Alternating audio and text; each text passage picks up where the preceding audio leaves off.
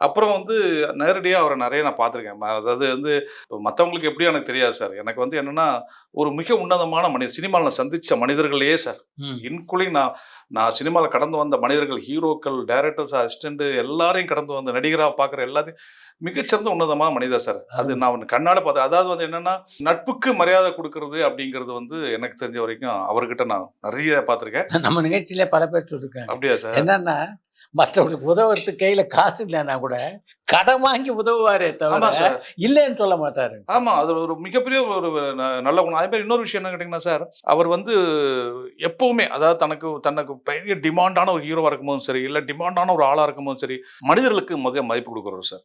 வேற எந்த ஹீரோவுமே வந்து நம்ம இருக்கிற ஸ்டேட்டஸ் வச்சா நம்மட்ட பழகுவாங்க. கரெக்ட். இப்ப நம்ம படம் ஹிட் ஆயிடுச்சுன்னா, ஆனா ஃபோன் பண்ணி பாராட்ட சொல்றது. அப்புறம் நம்ம அந்த டயத்துல ஹிட் குடுத்து போயிட்டா அப்பாயின்ட்மென்ட் குடுக்குறதுலாம். இவருக்கு மட்டும் தான் சார் நம்ம எப்பவுமே நம்ம வந்து கம்மியா இருந்தாலும் சரிதான், நம்ம நல்லா லைம்லைட்ல இருந்தாலும் சரிதான். ஒரு மனிதர்கள எப்பவுமே மனிதரா பார்க்கிறது. இன்னொரு விஷயம் நான் வந்து கேள்விப்பட்டிருக்கிறது, எம்ஜிஆர் சார் யார பார்த்தாலும் சாப்பிட்டீங்களான்னு கேட்பாங்கிறது. இவர்ட்ட அது இருக்கும் சார். நான் பார்த்துருக்கேன். பல பேர்ட்ட நான் பார்த்துருக்கேன். அதாவது நான் சம்மந்தப்படாம நான் உட்கார்ந்திருப்பேன் அவர் கூட. வேற யாராவது வருவாங்க. அவங்கள்ட்ட அது பெரிய ஆளா இருந்தாலும் தானே, சின்ன ஆளா இருந்தாலும் சாப்பிட்டீங்களா? அப்படின்னு கேட்பாரு. அந்த குணங்கள்லாம் எனக்கு அவர் மேல என்னை அறியாமலே ஈடுபாடு ஏற்படுத்தி, ஒரு அது நட்பாகி இன்னைய வரைக்கும் அந்த நட்பு தொடருது.